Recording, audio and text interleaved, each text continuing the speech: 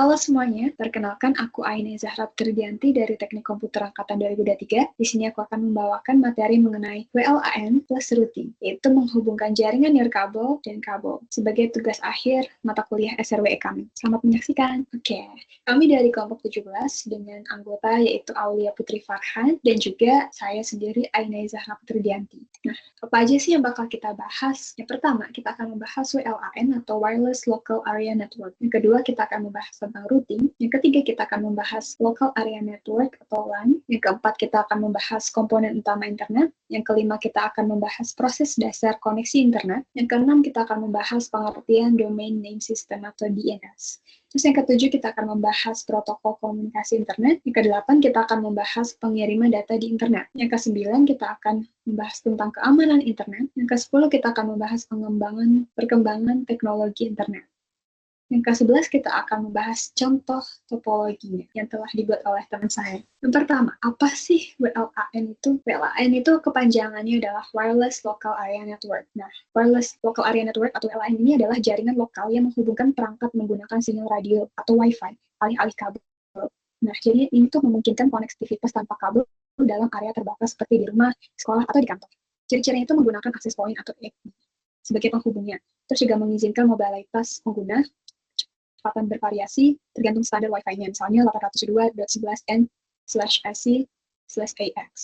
Contohnya itu menghubungkan HP, laptop, printer di rumah melalui router Wi-Fi. Selanjutnya, apa sih itu routing? Routing adalah proses menentukan jalur terbaik bagi data untuk mencapai tujuannya dari satu jaringan ke jaringan lain. Komponen yang terkait itu ada perangkat yang melakukan routing, yaitu router, lalu ada juga tabel berisi informasi rute yang digunakan oleh router, yaitu routing table. Jenis-jenisnya ada, yang pertama static routing atau jalurnya itu ditentukan manual. Terus yang kedua ada dynamic routing, di mana jalurnya itu otomatis menggunakan protokol, misalnya RIP atau OSPF. Selanjutnya, apa itu LAN atau Local Area Network? Nah, LAN ini adalah jaringan yang menghubungkan perangkat dalam area terbatas seperti rumah, kantor, atau laboratorium. Karakteristiknya itu kecepatannya tinggi, 10 Mbps hingga lebih dari 1 GB per second. Biayanya rendah, terus juga dapat berupa wired atau Ethernet atau wireless atau WLAN. Nah, hubungan dengan WLAN. WLAN itu adalah salah satu bentuk dari LAN yang menggunakan nirkabel. Nah, terus apa aja komponen utama internet? Yang pertama ada klien atau perangkat pengguna seperti PC, laptop, smartphone. Nah, yang kedua ada server atau penyedia data dan layanan, misalnya website, email. Terus yang ketiga ada router, yaitu yang mengarahkan lalu lintas antar jaringan. Nah, yang keempat ada switch yang menghubungkan perangkat dalam satu LAN. Terus ada access point yang menghubungi jaringan wireless atau Wi-Fi. Terus juga ada modem yang menghubungkan jaringan lokal ke ISP. Nah, ISP itu apa? ISP adalah Internet Service Provider, karena itu adalah penyedia layanan. Nah, selanjutnya proses dasar koneksi internet. Pertama, perangkat itu menghubungi router atau modem melalui LAN atau LAN. Terus kedua, ketika router itu sudah dihubungin, router menghubungkan ke ISP. Nah, ISP ini akan menuliskan permintaan ke server tujuan, misalnya Google. Nah, terus habis itu server tujuannya itu merespons dan mengirim data kembali melalui jalur yang sama atau berbeda. Nah, semua proses ini itu dilakukan dalam hitungan detik secara otomatis. Selanjutnya, pengertian DNS atau Domain Name System. Misinya itu adalah mengubah alamat domain seperti www.google.com menjadi alamat IP seperti 142.250.190.14. Mengapa ini penting? Karena manusia itu lebih mudah mengingat nama kan. Kayak kita itu lebih mudah mengingat nama orang gitu kan. Sementara kalau komputer itu berkomunikasinya dengan IP. Nah, makanya kayak IP itu adalah nama orangnya gitu. Nah, contohnya itu saat mengetik www.yahoo.com, komputer itu sebenarnya mengakses IP yang sesuai. Oke, selanjutnya ada protokol komunikasi internet. Apa itu protokol? Protokol adalah aturan komunikasi antar perangkat jaringan. Nah, protokol ini penting karena TCP IP dasar dari semua komunikasi internet. Lalu ada HTTP atau HTTPS, yaitu protokol untuk akses website. Terus ada DNS atau penerjemah nama domain.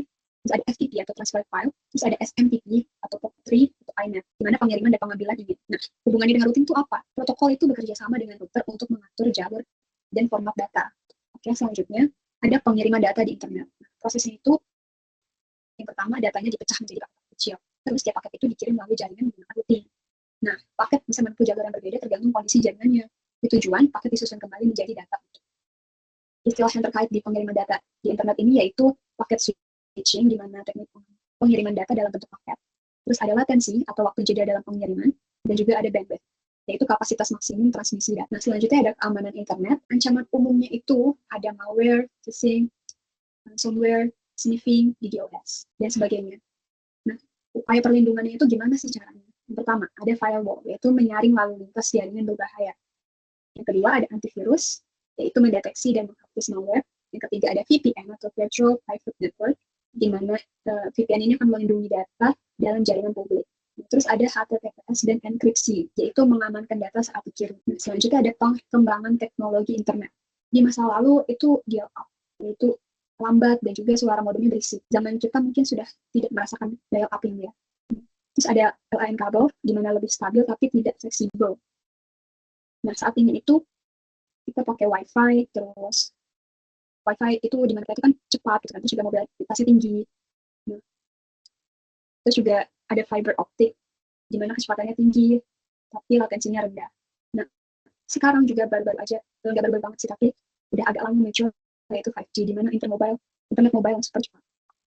Dan di masa depan diperkirakan akan ada 6G di mana kecepatan ultra tinggi dan latensinya hampir nol. Terus juga ada IoT di mana jutaan perangkat terkoneksi. Terus ada AI dan machine learning untuk manajemen jaringan dan keamanan. Terus juga ada quantum internet, yaitu potensi pengiriman data super aman. Nah, ini adalah contoh topologi yang dibuat oleh teman saya, yaitu Aulia. Di sini itu menghubungkan dua jaringan yang berbeda. Yang pertama jaringan 192.168.0.0/24 untuk WLAN, laptop via wireless router.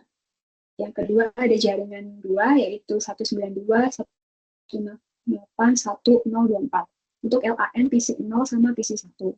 Nah, konfigurasi routing antar dua jaringan ini agar laptop bisa berkomunikasi dengan PC itu dan sebaliknya itu masing-masing perangkat dikonfigurasi dengan IP address status atau dan juga dengan default gateway yang mengarah ke interface router yang sesuai. Yang selanjutnya adalah sesi tanya jawab. Mungkin kalau ada dari kalian yang merasa masih belum paham, kalian bisa tanya di sesi komen ya. Terima kasih sudah menyaksikan tugas kami. Bye-bye.